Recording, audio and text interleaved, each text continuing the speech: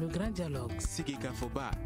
Edewani wa Makaran. Le grand dialogue de l'émission de débat du studio Tamani sur votre radio. Chenni Beri. Halud Maudi. Chenni Beri. Sigika Foba. Le grand dialogue. Tile 16 wulikajɔ ale kɛra walasa fariɲawale minnu bɛ ta ka ɲɛsin musolakaw ale ni denmuso olu ta fan fɛ o bɛ se ka duga cogo min na ECAP Sahel Mali ye k'a fɔ ale ye nin ko senkɔrɔma tintin. ECAP Sahel Mali yɛrɛ ale ye Union Européenne na ale ka cidenkulu ye min kɔni kurunbu karila anw yɛrɛ fɛ yan nɔ janvier kalo tile 15 2015 san yɛrɛ la ka kɛɲɛ ni Mali yɛrɛ ka gouvernement ka laɲini ye a bɛ senkɔrɔma tintin de kɛ ka ɲɛsin min ye kana ale sabatili mɔgɔw olu ta fanfɛyɔrɔ la ni mission yɛrɛ novembre kalo tile 25 tɛmɛnen u y'a latigɛ ko tile 16 kɔnɔna la wulikajɔ ka kɛ fariɲawale min bɛ ta ka ɲɛsin musolakaw ale ni denmusow ma o bɛ se ka duga Mali kɔnɔ cogo min na yala mun de bɛ se ka kɛ dantigɛlikan ye nin tile 16 ale dafalen kɔfɛ mun de bɔra a nɔ la yala fariɲawale kɛlɛli k'a fɔ yɛlɛma sera ka don o la wa walasa ka ninnu jaabi inspecteur principal Kuli Maïga ale bɛ anw fɛ yan nɔ association des policiers du Mali ale y'o mɔgɔ ye inu la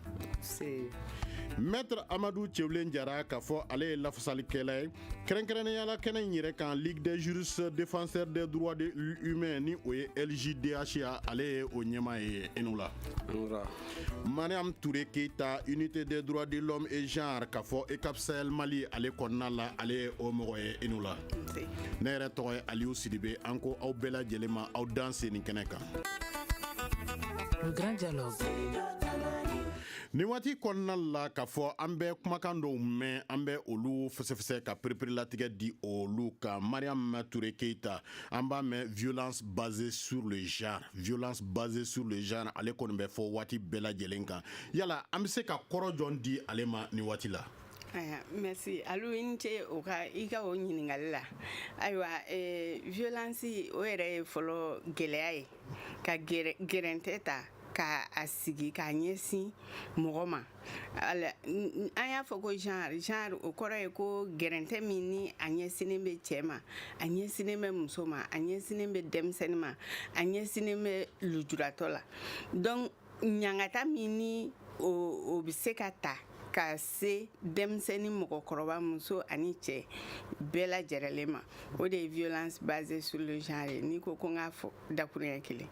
Mais violence basée sur le genre ale bɛ fɔ nka aw ka tile 16 wuli ka jɔ in na a yirala k'a fɔ violence faite aux femmes et aux filles yala an bɛ se ka mun de faamuya nin kumakan ninnu yɛrɛ k'a fɔ perepere-latigɛ la a bɛ se ka nafa jɔn bɛ a la.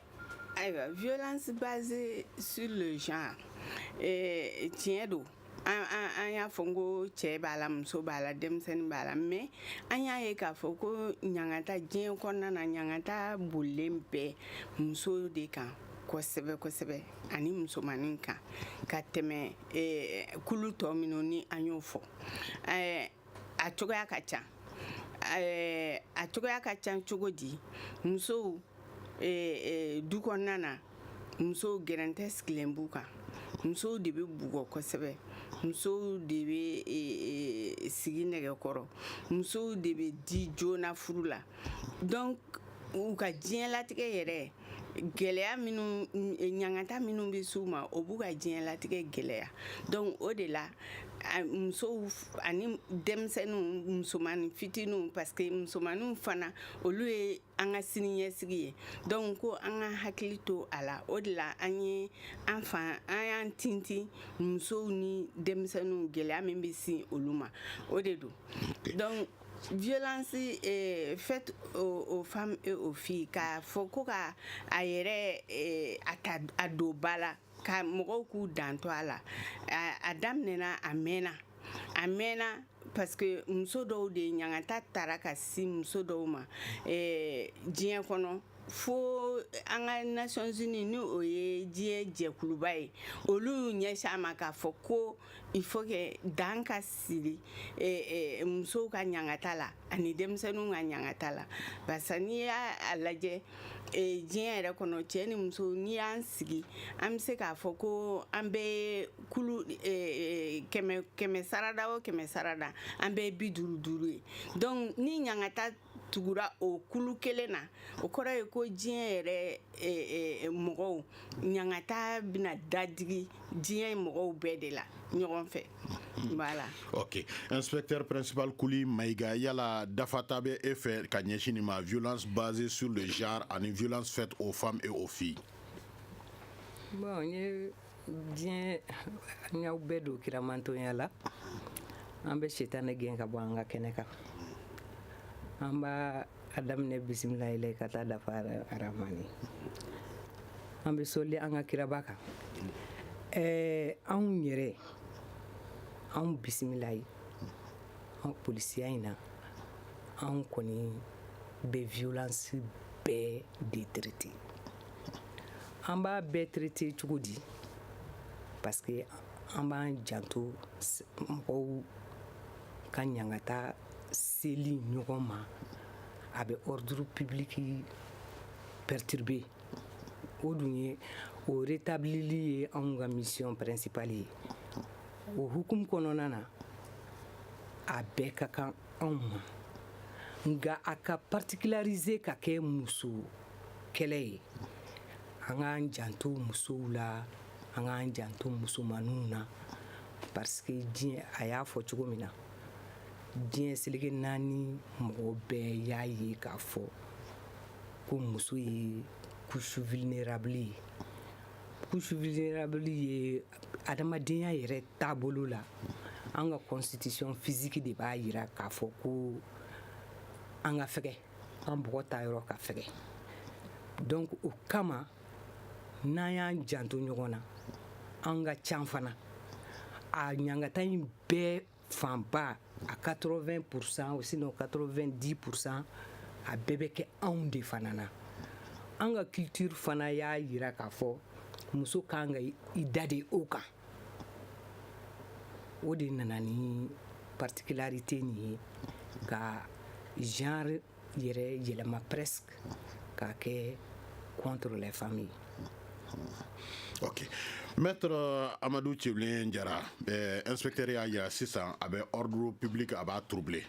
olu kɔni olu cɛsiri kun ye o ta fanfɛyɔrɔ ye aw minnu bɛ adamadenya ka hakɛ la fasa aw yɛrɛ ka yɔrɔ la yala mun de bɛ se ka na ni nin ko in yɛrɛ a kɛrɛnkɛrɛnneyali ye violence basée sur le genre violence faite aux femmes et aux filles. Allo i ni wura min bɛna n'a ye kɛrɛnkɛrɛnya yɛrɛ la ka ko kɛ muso la k'a fɔ muso de don tafetigi i ye ko k'a la parce que i y'a fɔ ko tafetigi don ka ko kɛ denmisɛnnin na k'a fɔ nin ye denmisɛnnin de ye aba ka ko kɛ lujuratɔ la i y'a mafilɛ k'a fɔ lujuratɔ don kuma yɛrɛ yɔrɔ y'o de ye aba ni an b'a fɔ min ma droit de l'homme n'o b'a fɔ bɛɛ dilama ka kan hali ni fiɲɛ b'i la fiɲɛtigi i bɛ a tɔpɔtɔ komi adamaden i t'a ka fiɲɛ fɔ ka a tɔɲɔ n'a ye ou bien k'a fɔ muso ma dɔrɔn e tɛ dɔwɛrɛ ye min b'i sen konkon k'i dan kɔfɛ ou bien an ti dɔwɛrɛ ye n tɛgɛ kɔnɔ fɛn kɔ olu yɔrɔw do ou bien ni wulila ni fɛn fɔra n'a ma diya ye i y'a tɔngi ou bien i y'a ta i sen na ou bien i ye kuma fɔ parce que musoya yɔrɔ y'o ye parce que a bɛ dɔn k'a fɔ i tɛ sɔn k'a ɲɔgɔn kɛ i kamalenkɔrɔ ɲɔgɔn falen na ka k'i kɛ ɲɔgɔn kan o bɛ bɔ o yɔrɔ la donc o yɔrɔ il faut que mɔgɔw k'a faamu an ka kuma kuntilenna ta o de don quoi. Nasarakan na an bɛ kuma critère kow kan yala anw yɛrɛ fɛ yan nɔ a bɛ fɔ minnu ma ko disposition critères yala violence basée sur le genre ani violence faite aux femmes et aux filles yala tamasiyɛn jɔnw bɛ yen nɔ a bɛ dɔn min fɛ aw yɛrɛ ka faamuya la adamadenya ka hakɛ cɔngɔli ta fan fɛ parce que genre t'a la cɛ ni muso ka k'a la cɛ ni muso ka k'a la bari aba yɔrɔ dɔ fana bɛ yen cɛ fana bɛ se ka tɔɲɔ a la olu yɔrɔw bɛ yen o ye genre ta fanfɛla ye mais aba sariya yɔrɔ dɔw bɛ yen olu b'a yira k'a fɔ ko violence faite aux femmes parce que olu ye tɔɲɔni minnu ye i tɛ se ka kɛ maa wɛrɛ la ni muso tɛ o tɔɲɔni dɔw bɛ yen bɛɛ bɛ se ka damakanya a la o bɛ lakodɔn cogo di olu bɛ lakodɔn cogo minnu fɛ awa ni an nana sisan ni fan fila don ni bɛɛ y'i ta fɔ sisan i bɛ se k'a la dɔn o fɛ k'a fɔ nin ye min ye awa aw bɛ wolomali la adamadenw ni ɲɔgɔn cɛ u ka cɛ ni musoya o de awa kuma filɛ nin ye awa dɔ fana bɛ yen nɔ i b'a fɔ n'i y'a ye nin kɛra i y'a kɛ k'a da bari karisa ye muso de o de y'a kɛ i y'a kɛ k'a da kan awa kumaw de filɛ nin ye tan. Ni an y'an ɲɛsin violence faite aux femmes et aux filles ka d'a ka tile 16 wulikajɔ in tun bɛ ɲɛsin ale de ma ni y'a faamu a kɔnnen don Mali kɔnɔna la yala disposition réglementaire jɔnw bɛ yen nɔ minnu bɛ a kɔn an ka jamana yɛrɛ kɔnɔna la sariyaso yɛrɛ kɛrɛnkɛrɛnnenya la a tɛ yen nɔ musow ta fan fɛ fo an ka sariyasoba n'an b'a fɔ min ma ko code pénal aba denmisɛnw ta ni nana filɛ parce que u ka code bɛ yen u ka tribunal fana bɛ yen nka a tɛ gɛrɛndɛ siri mɔgɔ min k'a fɔ ni denmisɛn n b'i bolo sisan k'a fɔ i ye ko k'ale i man kan ka min k'a la a tɛ kuma o yɔrɔ kan par exemple n k'a fɔ n den sisan n ka dima kɔrɔ n k'a mina ka don n ka magasin kɔnɔ k'a datugu tubabukan na a bɛ fɔ o ma ko séquestration n y'a gɛrɛndɛ ni dun ye dɔw ɲininka don min bi kɛ kan olu b'a fɔ k'a fɔ ko n'i y'a ye sisan denmisɛnninw ma kɛ fɛn ye c'est parce que gɛrɛndɛ de ma da u kan wagatiw tɛ kelen ye anw yɛrɛ y'a ye denmisɛnninw bɛ ta k'u sen fila minɛ ka bolo fila minɛ k'u gosi nka an m'a to dɔw kɛra bandi de grand chemin ye an m'u yɛlɛma bada an m'u b'a kɔnɔ donc olu yɔrɔ don mɔgɔw y'a fɔ bi k'a fɔ n'i y'a ye sisan an denw tilara an na awa fɔlɔ min tun dara anw kan awa o ɲɔgɔn ma da an denw kan nka wagati ko don parce que wagati mana yɛlɛma jigow fana bɛ yɛlɛma ni adamadenw jigo yɛlɛmara awa aw kan ka ɲɔgɔn faamu o de kɔnɔ donc olu yɔrɔ de don. Ok mais inspecteur nin waleyaw kɔnɔna la ka d'a kan aw bolo kɔni bɛ a la kabini musolakaw walima denmisɛnninlaka ninnu gɛrɛndɛ ninnu bɛ ta ka ɲɛsin u ma ka da u ka musoya walima denmisɛnya kan u donda fɔlɔfɔlɔ sariya ka da fɛ o bɛ kɛ aw ye aw minnu bɛ polisi la yala tamasiyɛn ninnu ka d'a kan maître da sera a ma sa dɔw bɛ tali k'an yɛrɛ ka laadaw la yala aw bɛ nin ko ninnu aw bɛ u ɲɛnabɔ cogo di polisiso yɛrɛ ka yɔrɔ la. Bon o diyara n ye dɔɔni bari an ka Mali an bɛɛ jɛ don n'i y'a ye yɛrɛ a y'a fɔ kuma na sisan nɔ ko sariya in a bakuruba an bɛɛ jɛlen don a la parce que den a wolobali yɛrɛ depuis embryon droit dɔw de bɛ yen an bɛɛ jɛlen don min na i kɛra cɛ i ma wolo yɛrɛ zango a ka dɔn i ye cɛ ye wali i ye muso ye olu droitw bɛ yen droit wɛrɛw bɛ yen n'i wolola o bɛ fara i ka kow taabolo kan mais musow yɛrɛ de y'a ye dɔrɔn ɲangata kɔni diɲɛlatigɛ in yɛrɛ la an ka société yɛrɛ i b'a fɔ ko a sigira n'a ye i yɛrɛ y'a fɔ cogo min an ka coutume u bɛ peser musow de kan an ka culture a bɛ peser musow de kan musomaninw bɛ wolo a la u bɛ mɔ a la u b'u ka diɲɛlatigɛ tɔ kɛ n'a ye donc n'o dɔrɔn kama parce que dɔrɔn ko muso don depuis i bɛ don polisiso kɔnɔ hali ni i tɛ se ka don polisiso kɔnɔ yɛrɛ ni mɔgɔ wɛrɛ de y'a ye k'a fɔ karisa bɛ yan fɛ u bɛ ka jɛ a la cɛmanninw bɛ ka jɛ a la wali an b'an ka éléments bila u bɛ taa constater u ye mɔgɔ sɔrɔ yen sa u ma mɔgɔ sɔrɔ yen ale min kɔni ɲangatara u b'a a essayer k'ale protéger k'a dɛmɛ. Bon u b'a dɛmɛ cogo di? Généralement anw de bɛ population bɛ anw de wele k'an informer ou bien dɔw bɛ boli u sen yɛrɛ la ka boli ka na commissariat la ka na information di. O n'a ta o ta n'anw sera yen nɔ n'an y'a sɔrɔ victime min don a ɲangatara kojugu a tɛ se ka wuli k'i jɔ a sen kan, an b'an ka centrale wele Fostre 300 n'an y'olu wele k'an yɔrɔ fɔ i bɛ unité min na olu bɛ protection civile wele, protection civile bɛ n'a tigi ta ka ambulance la parce que ambulance b'olu de bolo, ambulance tɛ anw bolo. Bon n'a sɔrɔ n'a tigi yɛrɛ bɛ se ka taama de ka se anw ma, n'a sera anw ma anw b'a kunbɛ cogo min ka kan, buna adamaden ni kunbɛ cogo min ka kan. O kɔni depuis a ma kɛ muso ko yɛrɛ ye an b'o kɛ. Maintenant n'an y'i kunbɛ i ka violence kɛcogo la,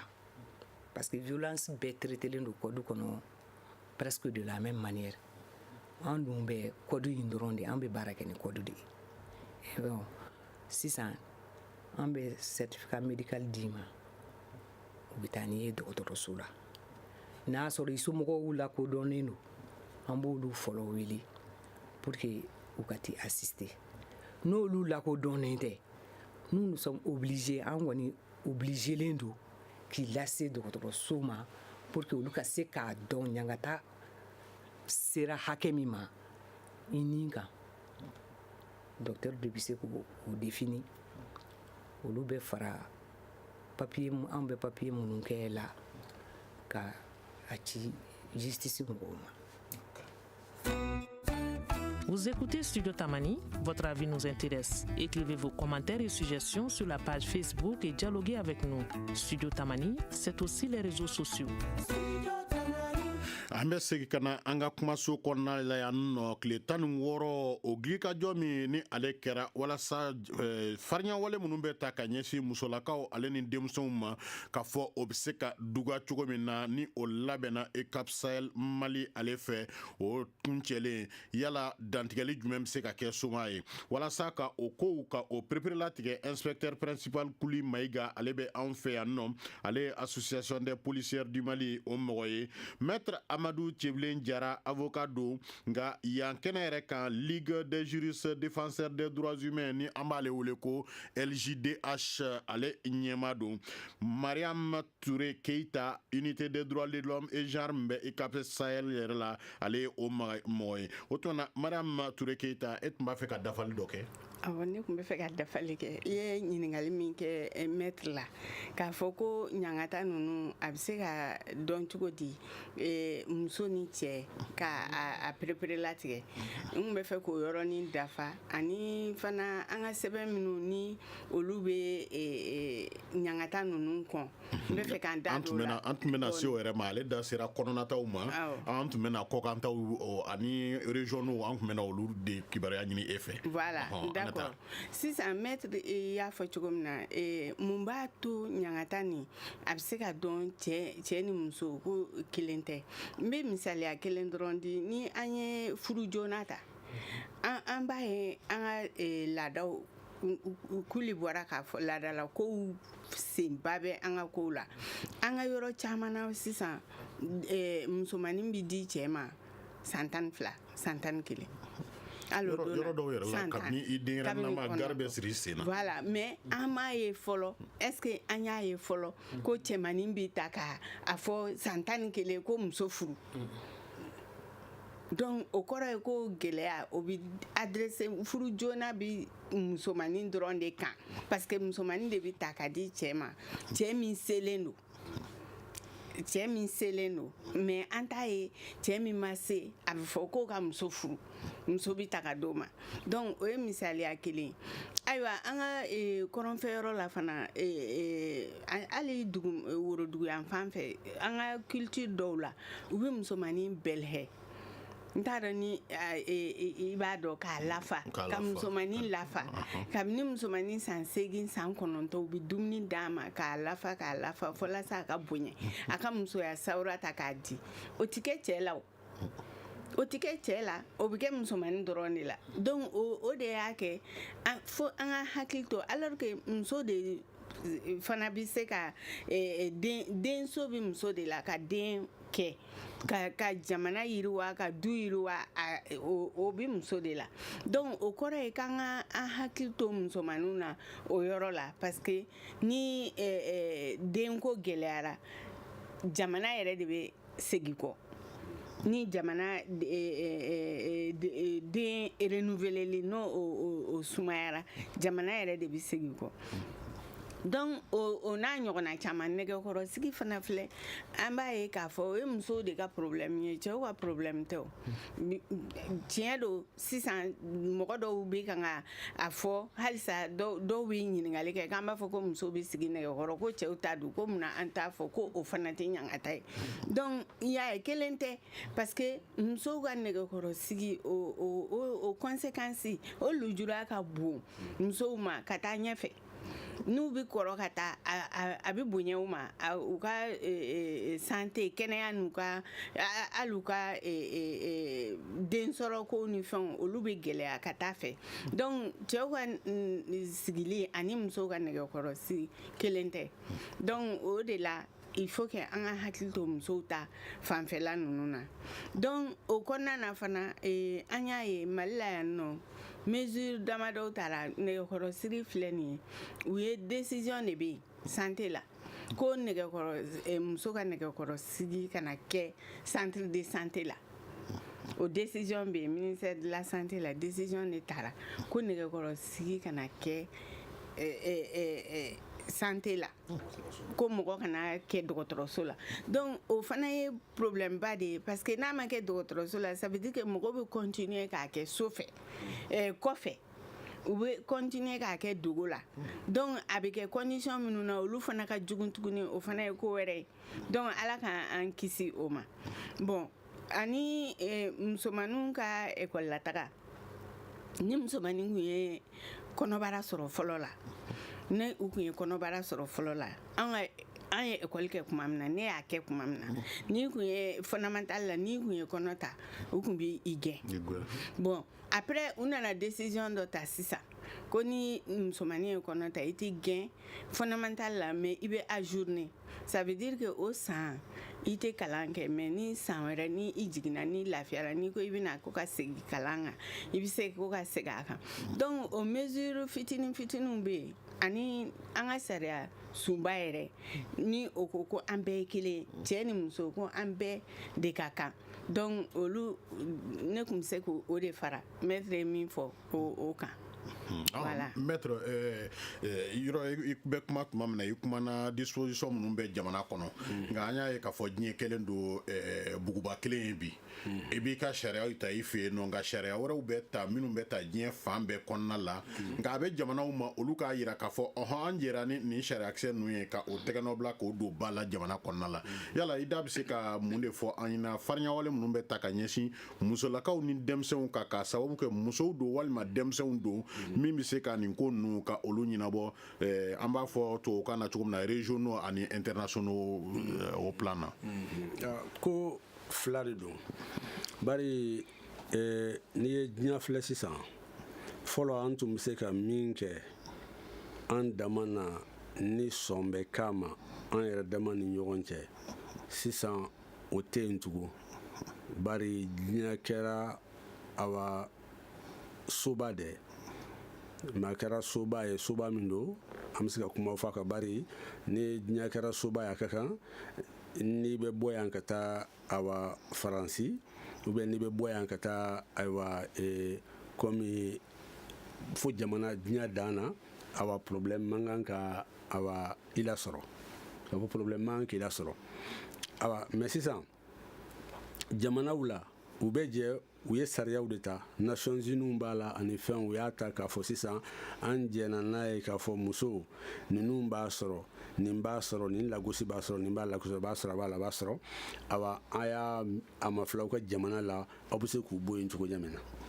awa o sariyaba minnu talen n'o de bɛna don jamana kɔnɔ awa o mankan de ka ca dɔɔni a mankan ka ca bari bɛ taa sɔrɔ yɔrɔw awa taabolow tɛ kelen ye an b'a fɔ min ma culture ani coutume laadaw ani awa religion diinɛkow fana b'a la parce que diinɛw bɛ yɔrɔ min na a mana kɛ chrétien diinɛ ou bien a mana kɛ islam ye ou bien a mana kɛ awa mɔgɔw ka laadarako ye o dɔntɔla maintenant o b'a fɔ an n'aw ka mɔgɔ minnu bɛ sigiyɔrɔ kelen na ni laada kɔrɔ b'u bolo n'a ni sariya tɛ taa ɲɔgɔn fɛ a ye kuma aw ka se ka bɛn sɔrɔ a la quoi olu yɔrɔ bɛ yen nɔ ko ka kuma ka se ka bɛn sɔrɔ a la nka kuma ka se ka bɛn sɔrɔ a la bɛɛ b'a dɔn diɲɛ fana ni donna sariya bonba kɔnɔ taabolo fana bɛ yen taabolo min bɛ yen nɔ o ye ni bɔ bɛ cogo min ni saya bɛ ten awa fɛn fɛn ka kɔrɔ bi an bɛ diɲɛ to denmisɛnw de bolo denmisɛnw kuntilennata bi awa a n'anw yɛrɛ ta fɛn minnu kunna na ani fɛn minnu kɛra an na n'a y'an tɔɔrɔ n'a digira an na n'a y'an ka adamadenya yɛrɛ tiɲɛ i t'a don i kunkolo la k'a fɔ i b'o lase i kɔ fana ma ko di olu yɔrɔw don fɛn dɔw bɛ se ka k'an na a y'an ka adamadenya dansira la a y'a tiɲɛ mais ni diɲɛ bɛ yɛlɛma olu fɛn dɔ i b'olu bila donc olu don. ok nin waati kɔnɔna la nin dɔnniya ninnu bɛɛ lajɛlen sɛgɛsɛgɛla ka nin bɛɛ lajɛlen sɔrɔ ka a dɔn wa ka fɛɛrɛ ninnu tigɛ walasa ka se ka nin kow k'a kunbɛn walima ka se ka a ladilan tile 16 kɔni o latigɛra walasa ka se ka dɛmɛ kɛ nin ko in a ka se ka sanakɔrɔta Mali kɔnɔna la ɲɛ ka se ka sɔrɔ min ye a ko dugali yɛrɛ la Mariam Ture Keita yala fɛɛrɛ jɔnw tigɛra tile 16 in kɔnɔna la mun ni mun de bilara baara la walasa ka se ka nin ko in yɛrɛ ka se ka sira sɔrɔ. ok n tɛ o ɲininkali la n bɛ fɛ ka yɔrɔnin dɔ dafa fana maître ka kuma la n'i y'a lajɛ e ɲininkali kɛ sariya sun minnu ni o bɛ an région na ani international la walasa ka ni ɲangata ko ninnu ka olu kɛlɛ ou bien i ka ɲininkali kun t'o de voilà donc ne kun bɛ fɛ ka min fɔ o yɔrɔ la Mali y'a bolo don sariya sun caman na ka a caman ratifier ka sɔn a ma donc Mali ka sariya sunba kɔnɔ fana Mali y'a fɔ ko ni ale sɔnna n'a y'a tɛgɛ don sariya fɛn o fɛn na kɔfɛ diɲɛ kɔnɔ ko ni a y'a tɛgɛ don fɛn o fɛn na k'o signé ko a bɛ na n'o ye ko a ka kɔnɔna sariya k'o bɛn o ma donc Mali kɛlen don k'o layidu ta o b'an ka constitution kɔnɔ n'i ma fili article 116 don maître donc o kɔnɔna na an ye Maputo charte de Maputo o bɛ yen voilà ani denmisɛnninw donc olu ka joko sariyaw kan Mali y'i tɛgɛ bila o la Mali yɛrɛ maliyɛn caman bɛ yen nɔ an ka juriste caman de participera o Maputo nin sɛbɛnni na an ka mɔgɔ caman de ye sɛbɛnni kɛ Maputo nin na pour que a ka se ka adopter ka tila ka fɛn kɛ baarakɛminɛn minnu bɛ anw yɛrɛ bolo kɔnɔ yan walasa ka ninnu fɛn ninnu kɛlɛ tile 16 in kɔnɔna la aw y'a latigɛ jumɛn ni jumɛn ka bila baara la walasa ka se ka alors sisan nɔ an ye ECAP Sahel ye mission de ye komi i yɛrɛ y'a fɔ cogo min na an bɛ sariya bolibagaw an b'olu de dɛmɛ an b'olu jukɔrɔma tintin an bɛ formation kɛ an ka baara yɛrɛ ye formation ye an ka mission yɛrɛ tɔgɔ ye renforcement de capacité an bɛ formation kɛ ani fana an b'u dɛmɛ ka minɛnw d'u ma walasa u bɛ se k'u ka baara kɛ n'i y'a lajɛ yɛrɛ concrètement kuli min sigilen filɛ 11e arrondissement na an bɛ ka yɔrɔ labɛn bi na an bɛ yɔrɔ min na bi ka so dɔ labɛn walasa minnu ɲangata bɛ se mɔgɔ minnu ma olu bɛ se ka ɲininka ka u reçoit k'u kunbɛn lafiya la cogo min na an bɛ k'o yɔrɔ labɛn 11e arrondissement na bibi na ECAP Sahel bi ka o baara kɛ aya o talen kɔ ka bɔ yen nɔ an ye fɛngɛ dɔw kɛ an ye carte postale dɔw dilan a carte postale bɛ kɛnɛma n bɛna tila ka a di studio Tamani mɔgɔw ma an ye Mali kɔnɔ numéro vert bɛɛ polisi gendarme gardi CNDH ka numéro an ye ani numéro vert bureau genre ka numéro an y'a bɛɛ kɛ carte postale dɔ kan walasa k'a jɛnsɛn jamana kɔnɔ mɔgɔw k'a dɔn u bɛ se ka boli yɔrɔ jumɛn u bɛ se ka yɔrɔ jumɛn wele walasa u bɛ se ka dɛmɛ sɔrɔ ni ɲangata n'a ser'u ma donc o ye cɛ ye o ye muso ye o mɔgɔ n'i bɛ diɲɛ Mali kɔnɔ diɲɛ fan o fan k'a ta Kayi ka taa Kidali i bɛ se ka numéro minnu wele an ye o numéro ninnu kɛ gafe kɔnɔ carte postale kɔnɔ walasa a ka jɛnsɛn mɔgɔw k'a dɔn ni ko ye i sɔrɔ ou bien ko y'i kɛrɛfɛmɔgɔ sɔrɔ i bɛ se ka boli ka dɛmɛ ɲini yɔrɔ min na donc an y'o kɛ an y'o fɛɛrɛw tigɛ an ye affiches fana kɛ bon o tɛmɛnen kɔ ka bɔ yen ministère des droits de l'homme o fana ye dantigɛli dɔw kɛ o ye baara dɔw kɛ ni 16 jours nin kɔnɔna na u ni ECAP Sahel y'u tɛgɛ di ɲɔgɔn ma o baara in kɔnɔna na donc ka fɛn caman labɛn walasa mɔgɔw bɛ se ka kunu cogo min na k'u kunnafoni ani ka kunu sensibiliser ka mɔgɔw sensibiliser walasa dɔw yɛrɛ t'a dɔn u bɛ ɲangata dɔw lase u mɔgɔ ɲɔgɔn ma u t'a dɔn k'a fɔ ko kojugu don an ka sigiyɔrɔ bɛ cogo min na Mali yɛrɛ bɛ cogo min an ka culture bɛ cogo min na mɔgɔw bɛ ko caman kɛ u yɛrɛ t'a dɔn k'a fɔ ko ɲangata don donc walasa ka o fana dɔn k'a fɔ ko nin ye hakɛ de ye nin ye hadamaden hakɛ de ye donc i man ka se ka nin ɲangata suguya se i mɔgɔ ɲɔgɔn ma an ye o fɛɛrɛw siri ko o kalanw kɛ walasa ka mɔgɔw hakili lakunu donc o ye dakuruɲɛ kelen na an ye fɛn minnu kɛ nin temps in kɔnɔna na. Une réaction, Un avis, Un commentaire. réagissez sur la page Facebook de Studio Tamani et restez connectés avec nous. Studio Tamani sur les réseaux sociaux pour vous faire entendre. ka segi kana kumaso kɔnɔna la yan nɔ tile 16 ka wulikajɔ kɛ ka hakililajigin kɛ ka cɛsiri kɛ ka ɲɛsin fariɲawale min ni o bɛ ta ka ɲɛsin musolakaw olu ni denmisɛnw ma o bɛ se ka duga jamana kɔnɔna la cogo di walasa ko walawala inspecteur principal Kuli Maïga ale association des policiers du Mali ye Studio Tamani ka soba kɔnɔ yan bi maître Amadou Tiewlen Jara avocat do ɲɛma do Ligue des juristes défenseurs des droits humains ale kɔnɔna la Mariam Touré Keita unité des droits de l'homme et gendarme bɛ ECAP Sahel kɔnɔna la ale ye o mɔgɔ ye o tuma na inspecteur principal Kuli Maïga tile 16 in kɔnɔna la yala aw bɛ se ka mun de fɔ an ɲɛna kɛrɛnkɛrɛnnenya la aw ka wale nu galabukura jɔn donna a kɔnɔna la yala mun sɔrɔla somɔgɔ sama ye a kɔnɔ. Bon, ne bɛ se ka mun f'i ye ECAP Sahel ka dɛmɛ force de sécurité bɛɛ particularité bɛ an polisiw ta kan parce que tɛgɛ fa b'an ta kan bari an de ni VGB mɔgɔw n bɛ sɔn k'a fɔ anw de n'u bɛɛ contact direct la don o don ne yɛrɛ ne bɛ fɔ commissariat de sécurité publique la komi Mariam y'a fɔ cogo min commissariat de sécurité publique la 16 jours nin kɔnɔna na an ka laɲini yɛrɛ kɛra min ye o y'a sɔrɔ ECAP y'an former u ye accueil ni fɛn ninnu na victime ninnu bɛrɛbɛrɛli an b'u kunbɛn cogo min pour que u ka ɲangata kana kɛ fila ye bari ɲangata ka kɛ fila ye mun ye mɔgɔ min déjà a kɛra victime ye dɔ ye ɲangata dɔ sigi a ka yɔrɔ dɔ la bon ni polisikɛ taara kunbɛn wali polisimuso y'a kunbɛn u b'a fɔ cogo min na ko dɔgɔtɔrɔ ka kunbɛnli cogo bɛ banabaatɔ ka bana kɛnɛya o ɲɔgɔn de ye polisiso fana ye n'i y'a kunbɛn kan'a kɛ komi n'a fɔ mɔgɔ de don ale de taara a ɲini u k'ale ɲangata bon ECAP ye olu formation caman ba kan an yɛrɛ ka association sigi ka se bi ma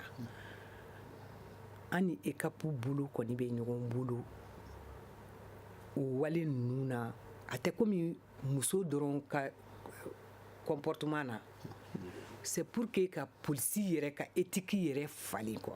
polisikɛ o polisimuso i bilala ci o ci la a kɛra mɔgɔ o mɔgɔ kama i k'a dɔn k'i bɛ jamana in ka service la mais i bɛ jamanadenw fana ka labila la donc 16 jours ni an ye campagne de sensibilisation kɛ an ye micro yɛrɛ ta k'a fɔ mɔgɔw ye polisiw u bɛ yan aw dɔ de don an b'aw cɛla an bɔra aw cɛla n'an tilala polisiya fana na an bɛ tila ka segin aw cɛla donc a ye courage sɔrɔ quoi ni ɲangata dara mɔgɔ min kan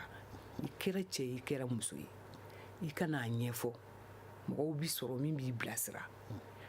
o ye fɔlɔ ye ni a tigi ma sɔn ka n'a ɲɛfɔ yɛrɛ minnu y'a ye minnu y'a assisté u b'a ye don o don ɲangata bɛ ka sigi karisa kan mais an ka coutume pesanti kama a tigi tɛ sɔn ka n'a fɔ polisi la dɔ k'an wele dɔrɔn k'a fɔ an ye an yɛrɛ bɛ se ka wuli ka taa a tigi fɛ yen ka hakili lasigi pour que a ka se k'i confier an na solution bɛ sɔrɔ a ka problème na cogo min an b'a résoudre ten o tun tɛ polisiya kɔnɔna na mais sisan tiɲɛ yɛrɛ la ni jamanadenw ye ɲangata min sɔrɔ ne kɔni bɛ centre min na mɔgɔw bɛ na parce que an yɛrɛ ka jamana in kɔnɔ kɛ mɔgɔw yɛrɛ tɛ violence foyi dɔn a physique kɔ a physique ye jumɛn ye mun b'u ɲɛ kan pa i ye mɔgɔ min bana quoi a banana u b'a fɔ o violente la ou bien u binna musomanin min kan alors que violence ka ca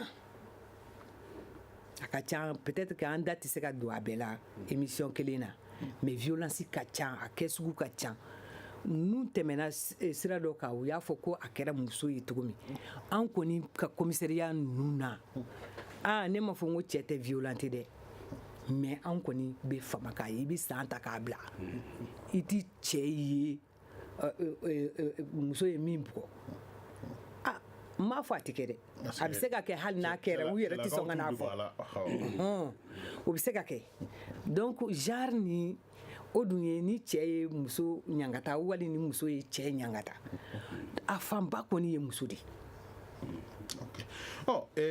nin kɛnɛ in yɛrɛ kan nin tile 16 in k'a fɔ a kɛlɛ samasenba dɔ o ye CNDH ye Commission nationale des droits de l'homme u tun bɛ kɛnɛ kan yan nɔ a daminɛ don yɛrɛ wagati la maître an y'a lakɔlɔsi aw minnu bɛ ligue la aw n'olu bɛ baara kɛ ɲɔgɔn fɛ tiɲɛ don u tɛ kɛnɛ kan yan nɔ bi yala tile 16 wulikajɔ in kɔnɔna la yala mun ni mun de kɛra aw ni olu ni ɲɔgɔn cɛ yala mun de bɛ se ka fɔ min bɛ se ka kɛ somɔgɔ sama ye ɲɛtaa ta fanfɛyɔrɔ la nin kɛlɛ yɛrɛ la tile 16 in kɔnɔ i b'a dɔn Sidibe CNDH ye min ye pour mɔgɔw k'a faamu sisan commission nationale des droits de l'homme a bɛ komi sisan n'i ye mobili san ni rétroviseur t'a la i b'a dɔn o ye ka taa i kunfɛ ko de ni mobili ni rétroviseur t'a la i bɛ t'i kunfɛ CNDH bɛ komi organisation don n'i b'a fɛ k'i ta fan dɔn n'i y'a filɛ i b'a dɔn min b'i kɔ i b'a dɔn ko de awa n'i y'a kɛ cogoya dɔn fana la i bɛ fan dɔ fana ye CNDH bɛ komi ten awa kumala surunya ni teriya fɛ a tun bɛ jamana kɔnɔ kabini Alpha Tile nka yɛlɛmaw de donna la ka fanga d'a ma ka ɲɛ kura d'a ma ka hɔrɔnya fana d'a ma bari a tun bɛ cogoya min na a ka baara tun ka gɛlɛn tɔgɔ b'a la nka a tɛ se ka baara ɲuman kɛ mais sisan a ka baara sariya dira a ma loi min dira a ma 2016 a y'a hɔrɔnya donc CNDH bɛ komi sisan ni organisation de défense des droits de l'homme olu ka boîte postale de don u ka boîte postale n'i b'a fɛ lettre ka bɔ yan sisan ka taa fɔlɔfɔlɔ tun faransi ou bien ka taa États-Unis i tɛ taa poste la wa i b'a bila yen a bɛ taa n'a ye bon normalement CNDH bɛ komi ten dɛ aba ni ɲuman kɛra a yɛrɛ kan ka wuli a yɛrɛ ma fana ka enquête kɛ a ma fɔ dɔrɔn mɔgɔw ka taa fa ye dɛ normalement a dilanna cogoya min na sigi de b'u ye nga la t'u ye jɔ de b'u ye sigi fana t'u ye n'a faamuna ten climatiseur sigi tɛ mobili kɔnɔ ɲuman sigi tɛ wɔsi don ka baara kɛ fo k'i kasa bɔ o de la a bɛ dɔn k'a fɔ vraiment awa bayɛlɛma kɛra CNDH la CNDH tun awa 6e séminaire des droits de l'homme san o san a bɛ kɛ awa an tun b'a kɛnɛ kan hôtel Laïko la a présidence yɛrɛ tun bɛ yen nɔ an ye kuma kɛ droit de l'homme ka Mali kɔnɔ Mali bɛ taa la bolo jumɛn kan yali droit de l'homme bɛ yan ou bien a tɛ yan ou bien hali n'a bɛ yan droit de l'homme bɛ bolo jumɛn kan an tun b'o kuma la aba droit de l'homme bɛ an ka jamana kɔnɔ an ye jamana min an bɛ sira ɲini na parce que n'i b'i yɛrɛ ɲini taabolo ka ca i bɛ bɔ ka bin i bɛ wuli nka n'i bɔra ka bin n'i wulila i yɛrɛ k'a ɲɛɲini k'an ka taa sira min fɛ donc musow ka ni tile 16 n'an k'an dɔ de y'u ye n'an ko an n'u bɛɛ dama ka kaɲa awa nombre la awa fɛn dɔw bɛ yen n'u bɔra a kɔnɔ sisan awa basigi bɛ kɛ mais fɛn dɔw bɛ yen n'u ma bɔ a kɔnɔ awa basigi a ka gɛlɛn hali du kɔnɔ kuma tɛ ayiwa jamana yɛrɛ ma sɛbɛ la o de yɔrɔ don. Ok. Inspecteur Kuli Mayiga dakuruɲɛ dama la yala aw ye dɔgɔkun jateminɛ cogo min na aw ye wasa sɔrɔ wa? Ne yɛrɛ kɔni ka jateminɛ na an ye wasa sɔrɔ bari an ye wasa sɔrɔ mun na jamana in a taabolo caman de bɛ force de sécurité bolo bon n'a fɔra ko bunadamaden yɛrɛ ɲangata mana siri la i tɛ sɔn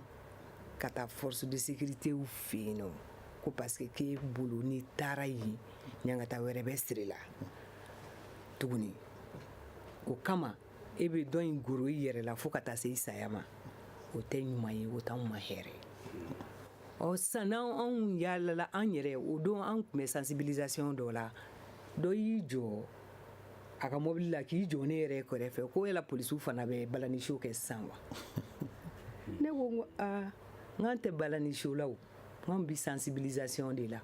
k'o ye mun sensibilisation ye n'an bi fɛ an balimamusow an'an balima tɔw bɛɛ lajɛlen u ka dan na u k'a dɔn k'a fɔ an bɛ yan olu de kama ni min ye ɲangata sɔrɔ i k'i jija i ka na polisiso la